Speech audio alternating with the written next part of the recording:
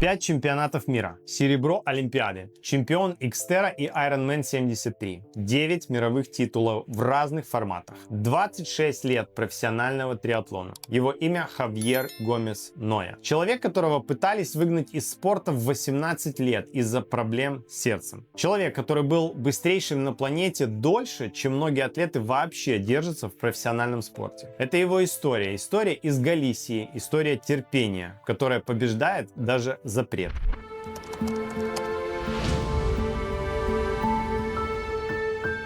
Хавьер Гомес Ноя родился 25 марта 1983 года в семье испанских иммигрантов из Галисии, северо-западного региона Испании. Родители переехали в Швейцарию на заработки, как и многие галисийцы в те годы. Но душа семьи осталась в Испании, и вскоре они вернулись на родину. Хавьер вырос в Понтеведре, небольшом городе в Галисии, который со временем станет неотделим от его имени. Именно здесь он сделает первые шаги в спорте. Именно здесь будет жить всю карьеру, и именно здесь пройдет один из важнейших чемпионатов мира в его жизни. В детстве Хавьер играл в футбол и серьезно занимался плаванием. Он был достаточно хорош, чтобы на своем втором году в юниорах занять 6-е место на чемпионате Испании по плаванию. Серьезный результат для подростка. Но в 15 лет все изменилось. Несколько старших ребят из его клуба готовились к местному триатлону и позвали Хавьера присоединиться просто так, без плана. Он попробовал и обнаружил, что это его.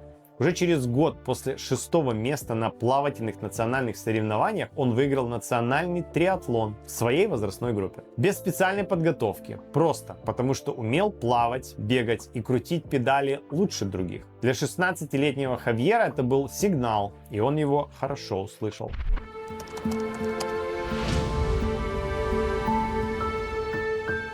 2000 год. Хавьеру 17 лет. Рутинное медицинское обследование в Испанском государственном спортивном совете выявляет аномальный сердечный клапан. Вердикт. Соревноваться профессионально запрещено. Возможно, навсегда. Для Хавьера начало самой длинной борьбы в его жизни. Не на трассе триатлона, а в кабинетах врачей. Он продолжал тренироваться не потому, что верил в победу над системой, просто потому, что любил этот спорт. Он тренировался, когда не мог гоняться. Тренировался, когда запреты только накапливались, как снежный ком. Он обходил кабинеты врачей, собирая альтернативные мнения. Искал кардиологов, которые согласятся с ним, что сердце в порядке, что клапан не опасен, что можно соревноваться. Ноябрь 2003 года. После 3 лет борьбы первая победа.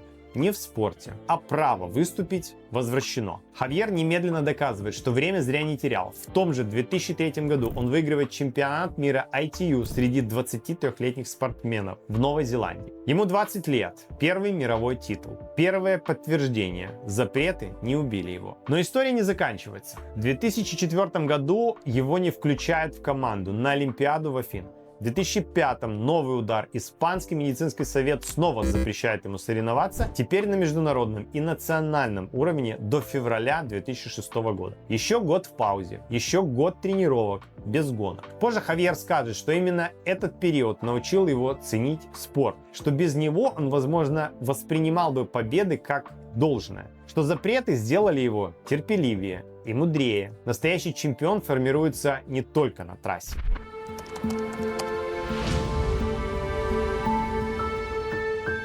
Февраль 2006 года. Запрет снят. Хавьер Гомес возвращается. В 2007 году он уже чемпион Европы среди элиты и финиширует вторым на чемпионате мира. 2 года назад он не мог соревноваться вообще. Сейчас второй на планете. 2008 год. Чемпионат Европы. Снова золото.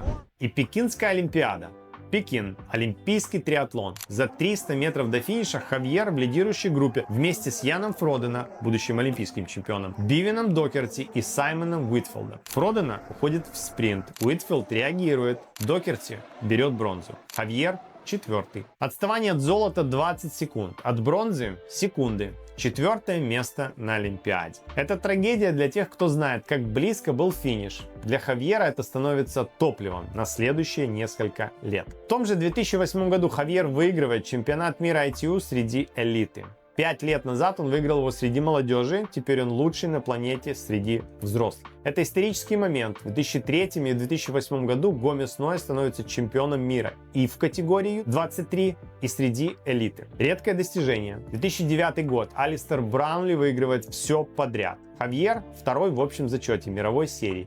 И здесь начинается эпоха главного соперничества в истории мирового триатлона. Алистер Браунли и Хавьер Гомес Ноя, британец и испанец. Два лучших триатлета своего поколения. Они будут делить подиумы следующие 10 лет. Хавьер позже скажет об Алистере. Он заставил меня и всех нас эволюционировать, улучшаться, чтобы его побить. Это лучший соперник, которого я когда-либо встречал. У него почти нет слабых мест.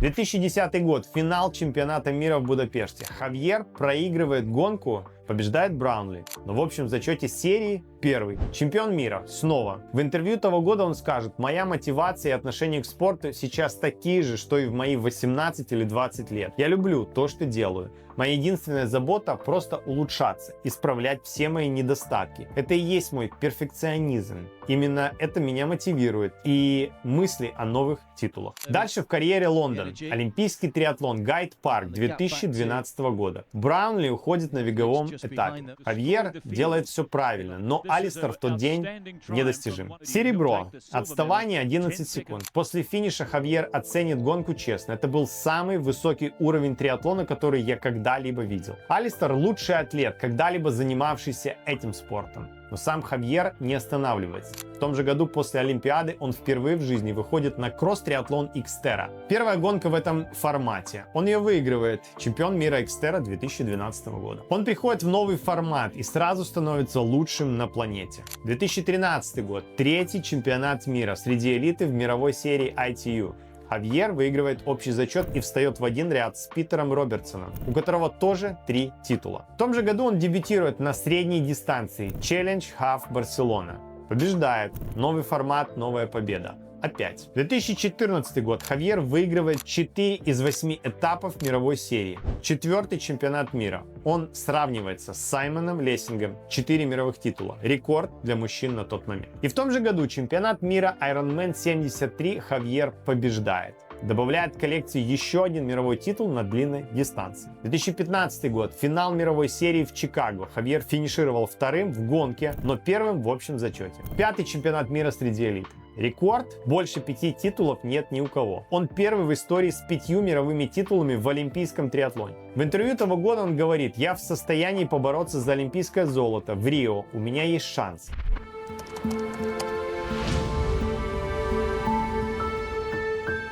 2016 год. Олимпийские игры в Рио-де-Жанейро. Хавьер Гомес Ноя – один из главных фаворитов. Серебро Лондона его просто разрывает изнутри. 5 чемпионатов мира в активе. Мотивация максимальная. В 2016 году жизнь преподносит ему удар, который невозможно предугадать. Незадолго до Олимпиады велосипедная авария. Хавьер получает травму. Серьезную. Он не может стартовать. Олимпиада в Рио проходит без него. Его мечта – олимпийское золото – откладывается на 4 года. На 2020, на Токио. В интервью после того, как стало известно о пропуске Олимпиады, он сказал: конечно, это не мое лучшее время, но я смотрю вперед, я продолжу работать. Он не жаловался публично, не давал эмоциональных высказываний. Это его стиль. Тихая сила. Работа вместо слов.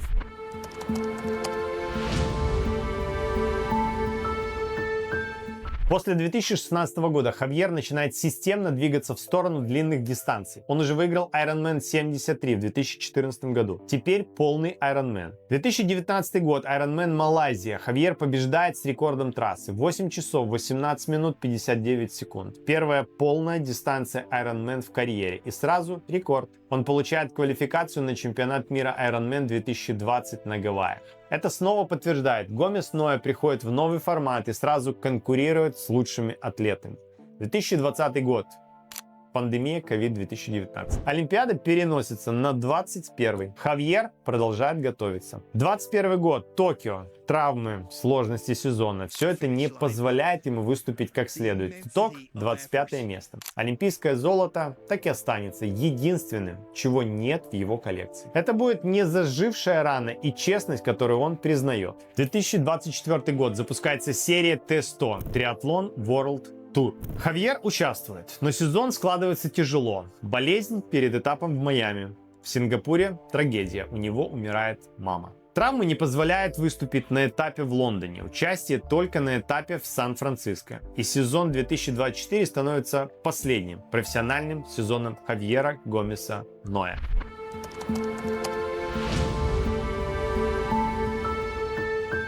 В конце 2024 года, после 26 лет соревновательного триатлона, Хавьер объявляет об уходе. После 26 лет соревнований в триатлоне я хочу объявить, что завершаю карьеру профессионального атлета. Это никогда не простое решение, и я по-прежнему люблю тренироваться каждый день. Но мое тело страдает от тренировочных нагрузок, которые необходимы для выступления на высшем уровне. Я довел себя до предела за многие годы и имел карьеру, которую не мог представить даже в самых смелых мечтах.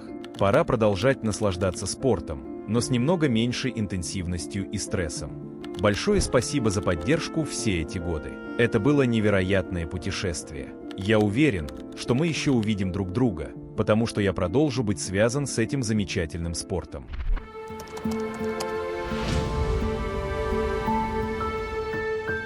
Хавьер Гомес Ноя женат. Его супруга Дженнифер Дженкинс. В декабре 2022 года у них родилась дочь Оливия Гомес Дженкинс. В начале 2023 года Хавьер написал в Инстаграм: «Должен признать, я рад оставить 22 год позади. Это был год с куда большим числом взлетов и падений. Огромное спасибо тем, кто продолжал поддерживать меня. Однако был один момент несколько недель назад, который превзошел все хорошее и должен стать моим величайшим достижением на сегодняшний день. Появление на свет нашей маленькой девочки, мисс Оливии Гомес Дженкинс. Не мог бы быть более гордым папой и мужем. Мои девочки, это невероятно». Олимпийские медали, мировые чемпионства, и все же главным достижением он называет рождение дочери. Это тот самый Хавьер, которого мало кто видит за пьедесталами. Одним из его любимых увлечений была музыка. Он любил играть на гитаре и выступал, иногда даже на концертах. Всю карьеру Хавьер жил и тренировался в Понтеведре. Этот галисийский город стал его домом, и он стал для Понтеведры символом. Когда в 2019 году Понтеведра принимала чемпионат мира по триатлону, это был его чемпионат мира на его земле, перед его болельщиками.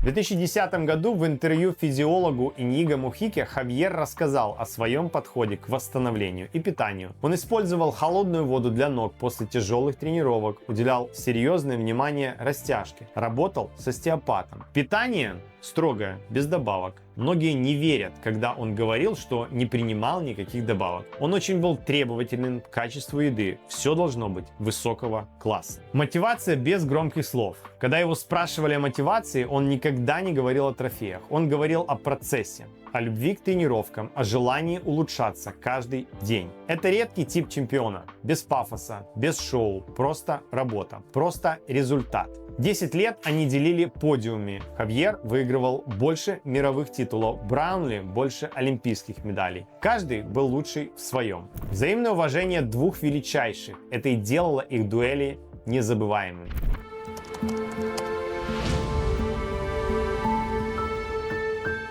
Хавьер Гомес Ноя выиграл все, что можно выиграть в триатлоне, кроме одного олимпийского золота. Эта незакрытая страница будет сопровождать его имя всегда. Но 5 мировых чемпионств в олимпийском триатлоне – достижение, которое не повторил никто из мужчин до него. Победа в первой же гонке Xterra, мировой чемпионат, победа в первом полном Ironman с рекордом трассы. Его карьера началась с запрета в 18 лет. Его карьера закончилась в 41 год после потери матери. На фоне последнего сезона, который он провел из последних сил. Он был одним из лучших триатлетов своей эпохи, а стал иконой мирового триатлона. Хавьер Гомес Ноя 9 раз чемпион мира, муж, отец и навсегда легенда мира триатлона. Спасибо, что досмотрели до конца. Это был канал On Your Mark Triathlon News. Увидимся в следующем видео.